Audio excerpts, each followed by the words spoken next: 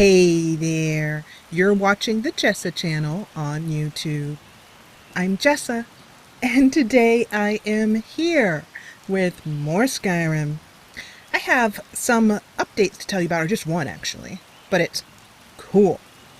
A couple of episodes ago, I said, wouldn't it be nice if Mala could somehow narrow in on things like a captain's spyglass, using a telescope of some kind to see things that are down on the ground when she's flying in her airship. So I did some searching and I found the perfect mod. I'm going to show it to you. It's called, I'm going to put them on Mala. I'll take her hood off so you can better see them. So she has this draped cowl on. I'm going to take that off. And the mod is called Dwemer Goggles and Scouter, I believe. We're going to see the name of it it has an MCM menu using Sky UI. And so you put the Dwemer Goggles on, and it will give you an option of some things that you can use with it. It will give you light, detect life, or give you night eye. None of those things that Mala needs. So we're going to take those, just wear them, because they have other features when you are wearing them.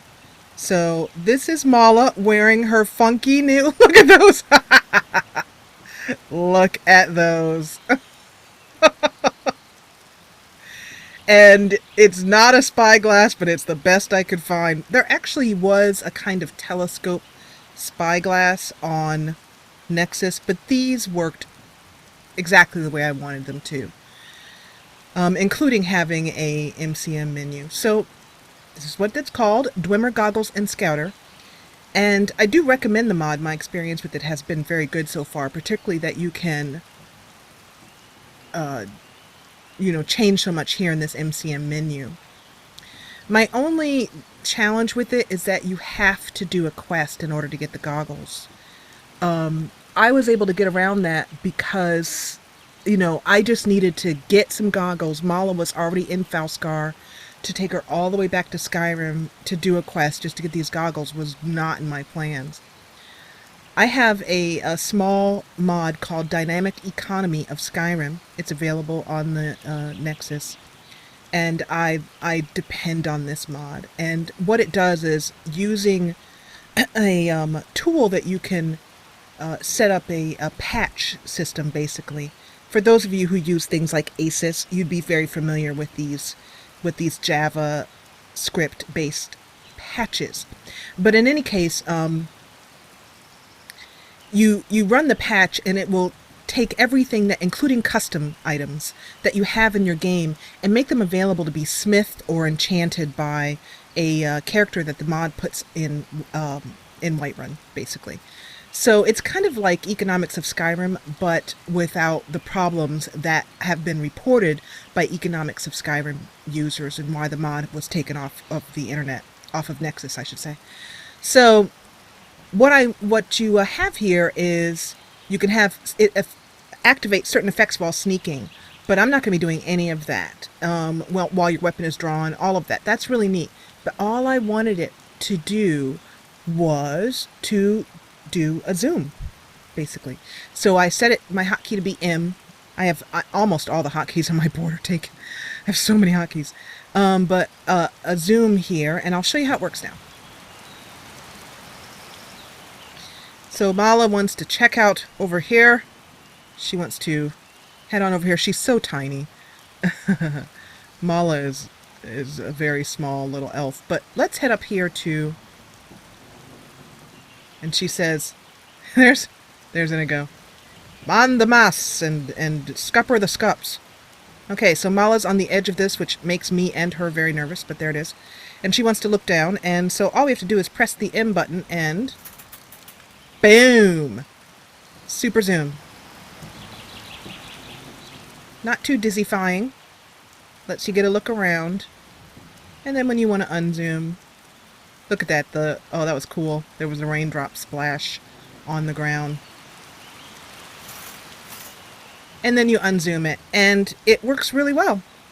So if I happen to need her, she's of course not going to wear these, but it also kind of reminds me of a quirky, steampunky vibe that goes with the airship as well, which I've always considered to be kind of Dwemer-ish, which also, in my mind, equates somewhat to steampunky. So I'm going to take them off because she'll only use them when she's like, dead ahead, I need to see more. Put on the goggles, Captain. Aye, aye. First mate. So we're going to travel over to back to Amber Creek, which is over about yonder, over there. And as usual, I have a book queued up for you guys. And I'm very happy with the airship in many ways, but one of the ways I'm really happy with it is that it gives us time to listen to Skyrim books. And I have the entire series of Skyrim books.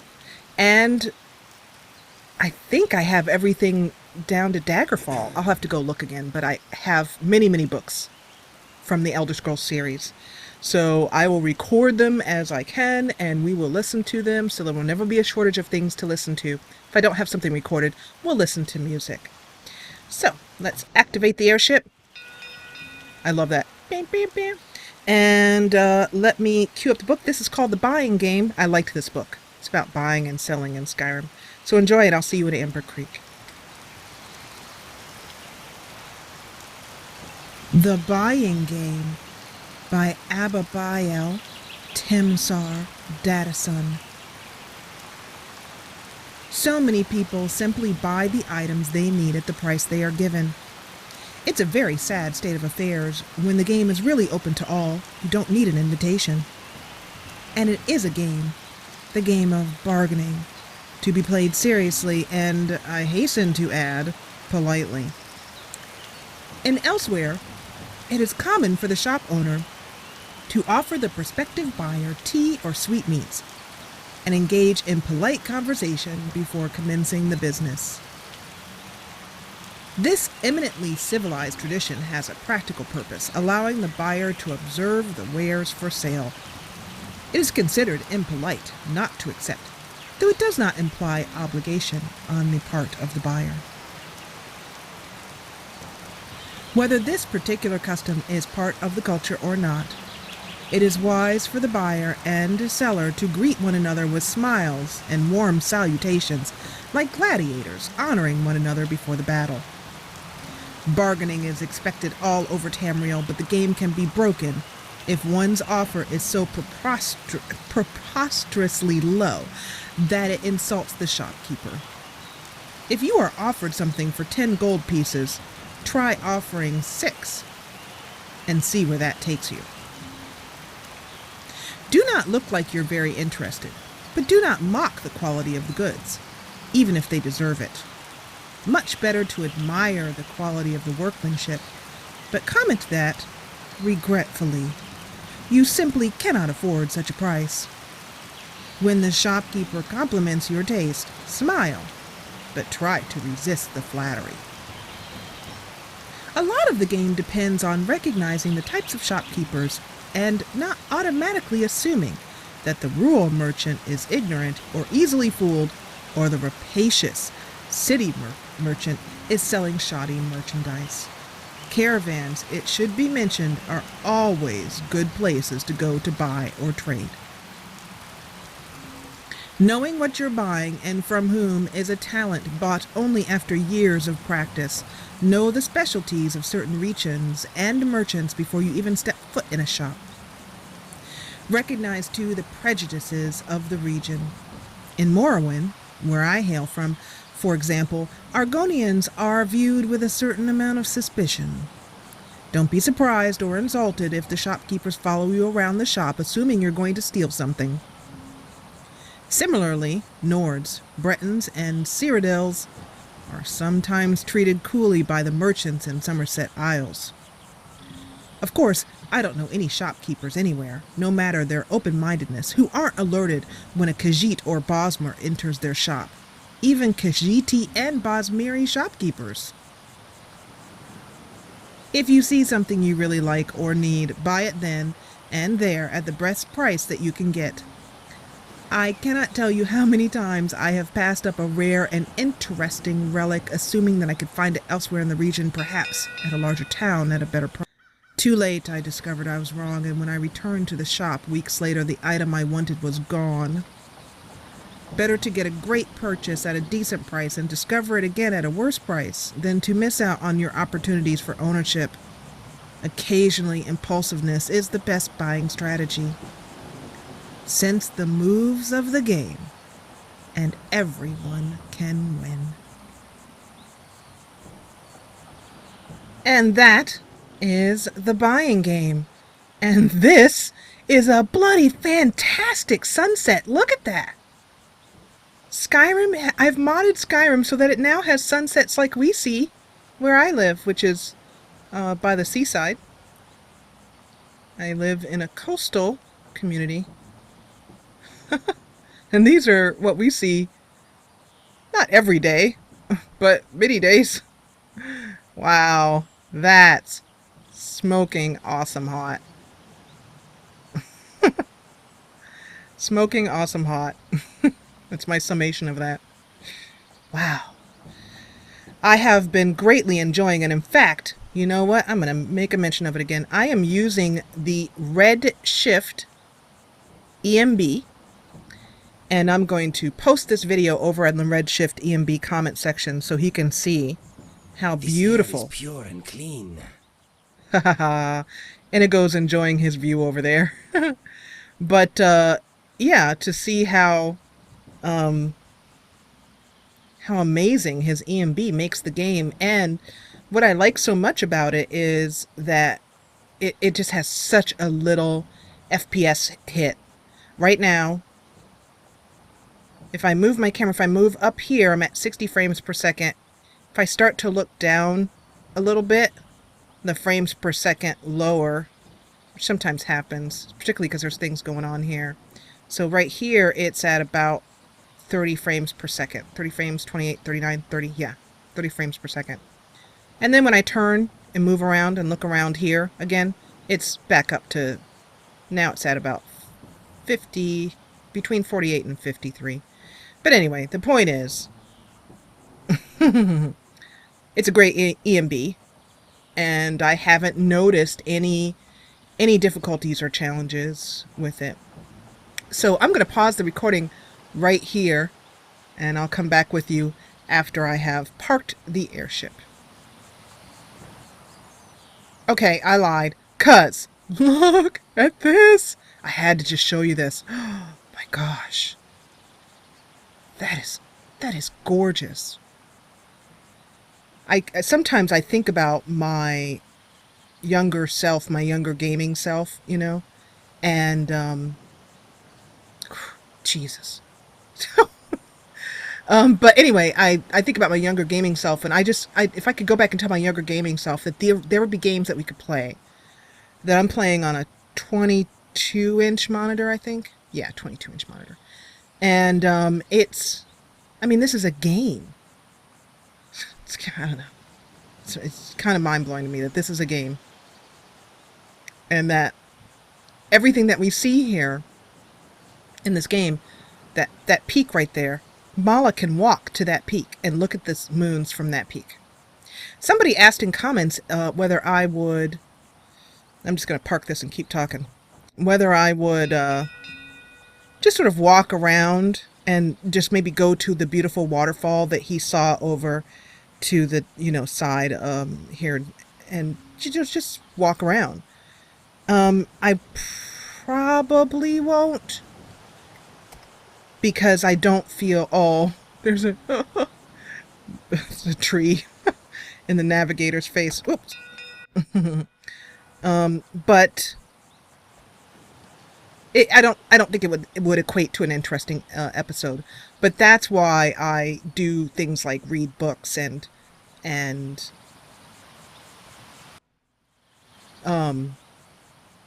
all the things I do, and stop and we take a look at the scenery and the beautiful evening, and oh my gosh, I need to take 12 more pictures, and oh my gosh, this is awesome.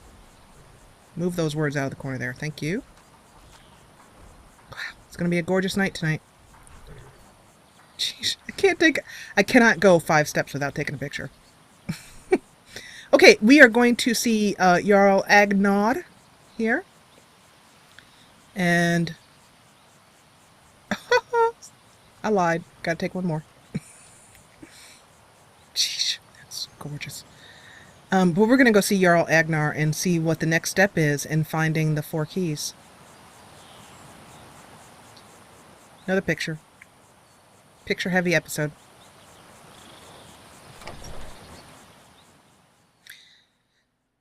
At least in Skyrim, when you take a picture, it's just a key press for me, as opposed to when we play The Sims, where I have to stop and frame the picture. But you guys being Simmers completely understand. Well, many of you are. Brother Thurlow, how are you? I see that you both made it back safe. I still can't believe what happened to Borvald. Nor can I, and I was there. What made the court wizards leave the monastery and the king's service? I'm not sure what question Mala's asking him here, what this refers to, but we'll find out. Let's ask. They'd had enough of the war and fighting. With the signing of the treaty, everyone thought it was all over. Suppose they knew better. They wanted a calmer life, so they built the priory, away from all the towns in their own small and quaint valley. So we remain to this day. However, we haven't forgotten our duties. When the king needs us in times of war, we shall serve him. Well, I am glad to have had you at my back and hope to continue to do so. You have a strong mage will. So now I understand. The court wizards of Felskar became priors.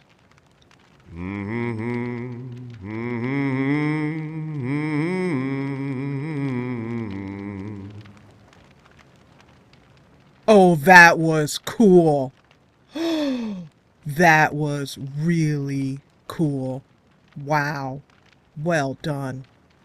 Okay. How do you do?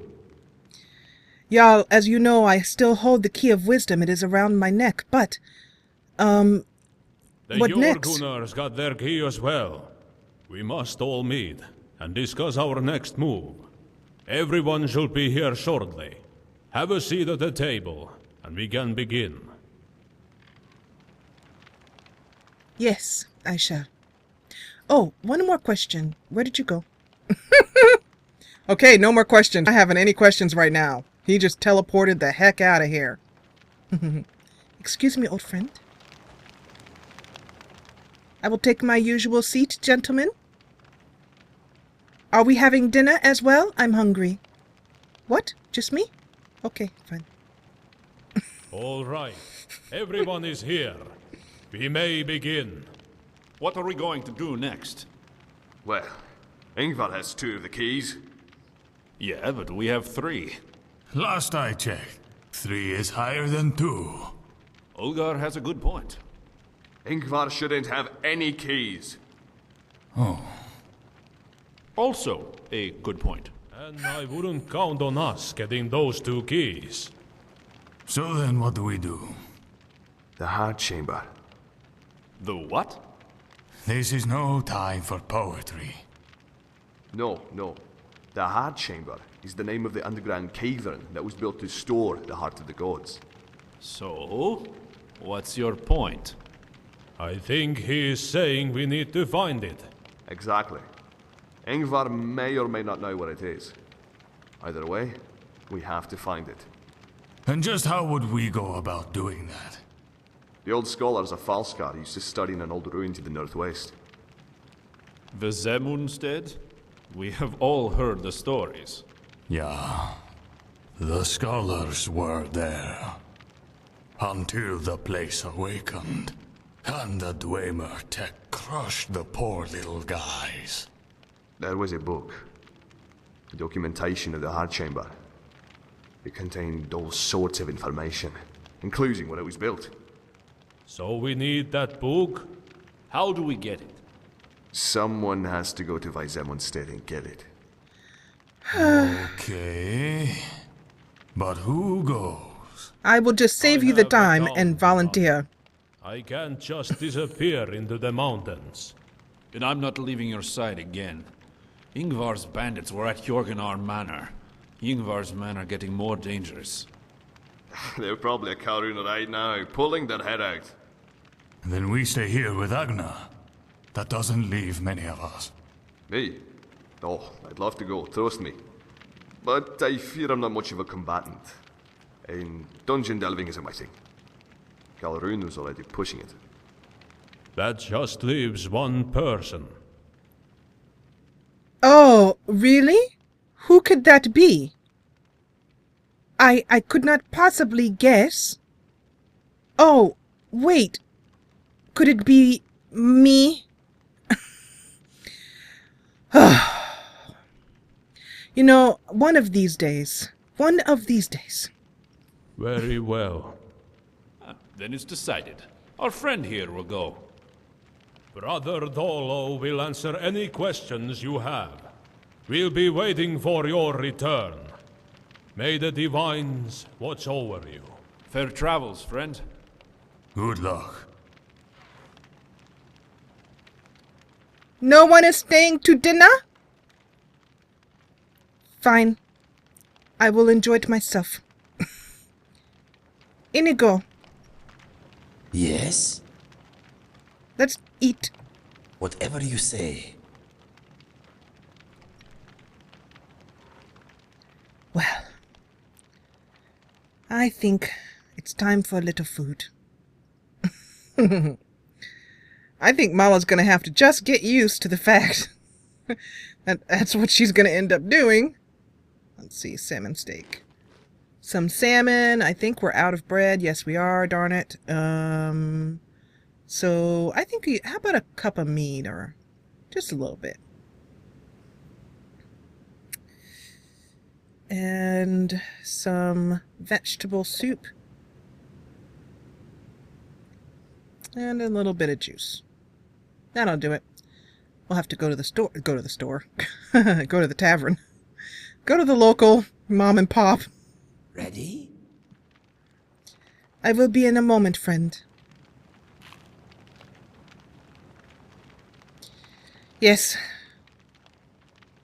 I hope you enjoyed your dinner. Let us go.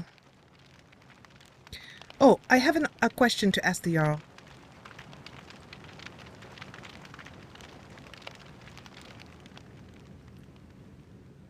Yeah, he's still... Just wanted to make sure he was still following me, which he is. I'll let him digest his dinner. There's no one here? Well, where could he have gone to?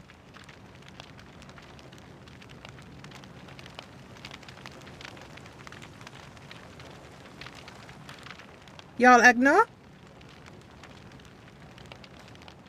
Has everyone gone to bed? What time is it? Mala, it's about the 10th hour. Well, it's not very late. Perhaps he went to the tavern.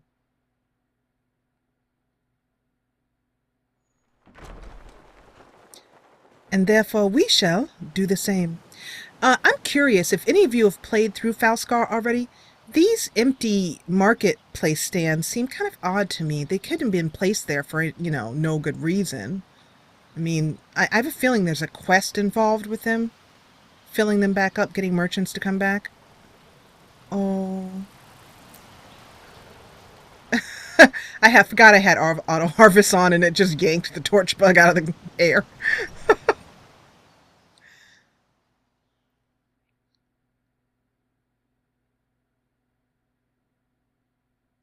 What do you want? Careful!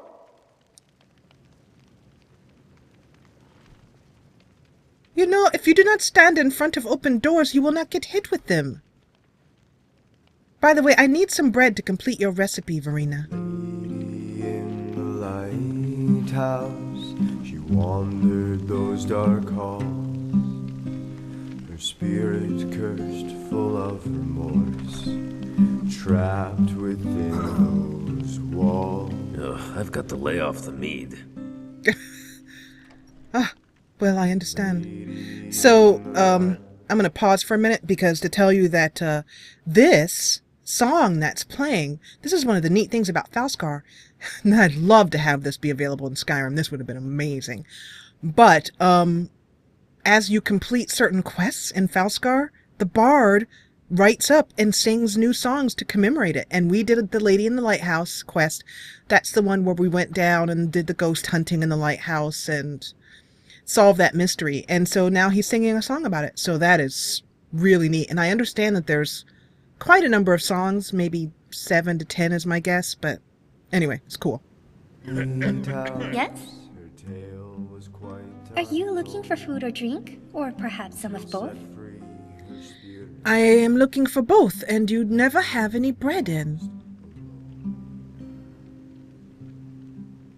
I think I'd like to learn how to make my own bread. But I will take what they have. Chicken breast would be good. That is one of my few complaints about Falskar, is that there's not enough merchants selling food.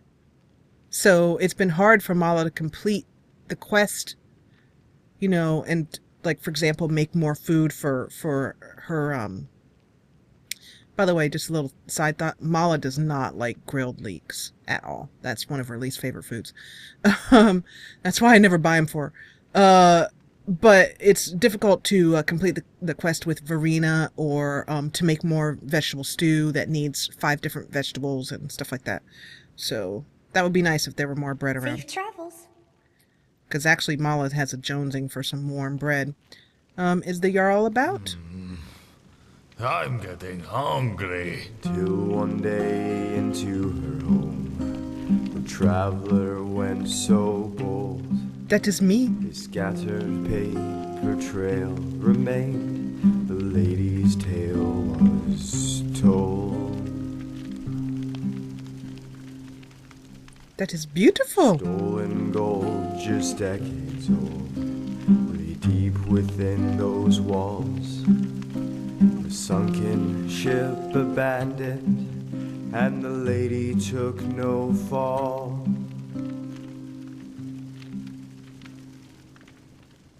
Well, He and her no bread. left the boat.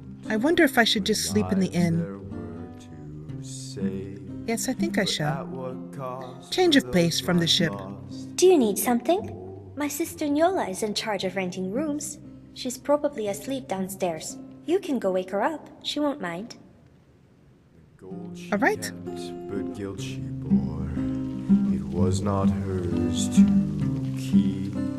So let me know in the comments. I think I may have asked this before, but let me know in the comments how you guys are enjoying Falskar. So far, I have very few complaints about it, and I'm enjoying it. Let me know if you'd like some mead. I'm sorry to wake you, but I need to rent a room. Of course, it's yours for a day. Thank you. I'll show you to your room. Right this way. Mala's comes right up to her cleavage. It's hard to see when we're going up the stairs, but when I stand Mala next to people, you can see how tiny she is compared to most other people. Now she rests. Particularly Inigo, for example. She's finally found her way. You'll be in here. Let me know if you need anything else. Comforting. But before we do that, I need to reflect. No, I will do it in the morning. I am tired. One of Mala's things that she does is reflect on what she learns, and then we also use that time to level up using the Skyrim Experience project, which is how I do leveling now. I don't do it through the main screen, through this screen. And you can see that it's really nice because she's leveling up certain things. Her destruction's pretty good here. Something is at 50. Her sneak is now at 50. As much as it's really neat to have this graphic aspect here to this, it's very difficult to navigate through, so I don't really use it anymore. I'll show you what I do. Let's have Mala sit down and have some breakfast.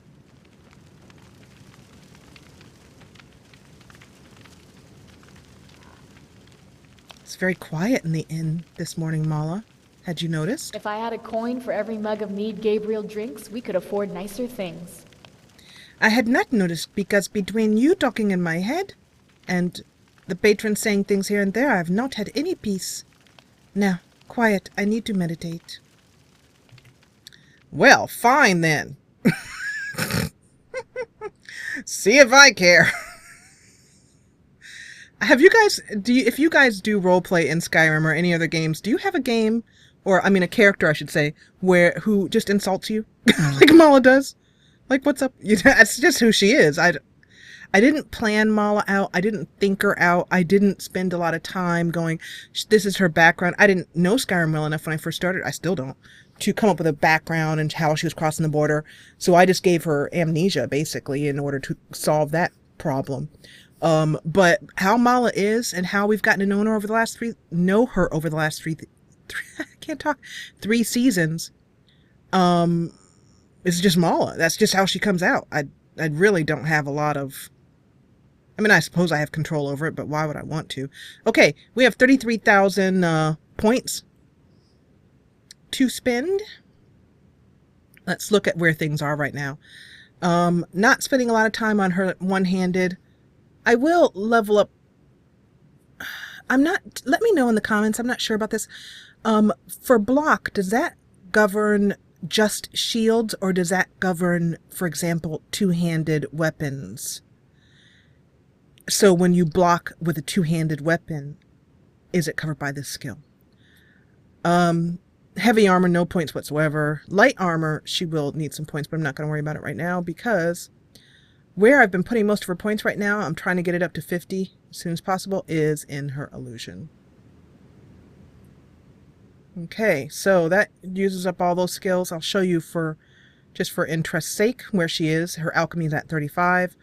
Her speech I'm slowly leveling up to get, I'd really like to be able to use more things like coercion and different things in quests where there's an option. And I think I showed you the combat skill. Oh, I didn't show you. Destruction's at 45. And also, while I'm here, I'll show you the spells that she's primarily concentrating on. I have gotten to enjoy Forgotten Magic very much. It's been highly recommended over in the Reddit subforum, the Skyrim Mods Reddit subreddit. Mala is a pyromancer. She's using Fire Blast. She's using Doppelganger and Fire Blast a lot. She has a few other spells, and she has a number of other spells in here. But the point with Forgotten Magic is that it's about raising your, focusing on one spell and getting deeper into the different things that you can do with that spell. So with Fire Blast, with her first upgrade, she chose Backdraft, which is a chance to knock back the target, which does happen sometimes. And Doppelganger is the one that creates, as I showed you in a previous episode, creates a fiery second enemy. There's a couple other spells in here that she'd like to use. One is called Wild Mushrooms. It takes a lot of magic for her to use this one, so she'll have to work on it later when she gets a little bit more magic. Let's see if that has leveled us up at all. Yep. I thought so because we were so close to level 18. So I'm going to continue to raise her magicka just because she needs it so much. And for her perks, oops, I always forget about that. It's going to pop up. For her perks, I use Perks UI to avoid having to use the user interface there. And also, it's easier for me to see all the perks laid out. You can reset your perks from here as well, too. Let's see. She can't use anything in Sneak. What I'm waiting for in Sneak. I'm waiting for, no, Illusion. Sorry about that. Not Sneak, Illusion. I am waiting for Quiet Casting. And she is at 46 here in that skill. So we have 4 more levels to go. Let me pause and check out the different perks I want, and then I'll come back and let you know what I chose. I have chosen to go with augmented flames just because I was saying that Mala is decided to focus in pyromancy. Partly because both she and I, one of the things that we agree on, really like fire spells. And I have actually tried ice spells, frost spells I should say, and shock spells, frost and shock spells. And they're good, and we use them in certain situations, shock from against mages. But and there's also a shock spell that we quite like called, I quite like called Wither, I believe. Anyway, it basically teleports the target when you hit them, and it's great for magicians. But we're going to go for augmented flames here. So that's it. Mala has taken the time to reflect, and then I will save her progress. And we will end this episode here. So this episode was kind of a low-key episode, not a lot of action happening, but that's okay because we're headed out to another dungeon in the next episode. I'm not even going to try to pronounce it. Let's see what it is here. Oh. Visamunstead? Visamunstead. Yeah, well, basically what it is a big old fat dungeon that we're going to be in for at least an episode or two. So I'm looking forward to that. I could use some more dungeon delving with Inigo and Jorin at Mala's side. But for now, I'm going to end this episode here. If you enjoyed what you saw, please hit the thumbs up button below. And if you loved what you saw, join the party, the ever-growing party, and subscribe. I'll see you back here in Falskar in the next episode. And as always, I like that music. As always, thank you so much for watching.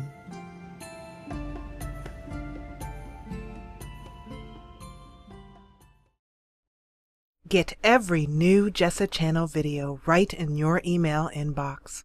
Subscribe, then from your YouTube homepage, click Manage Subscriptions, then check Email with new uploads. And thanks for watching.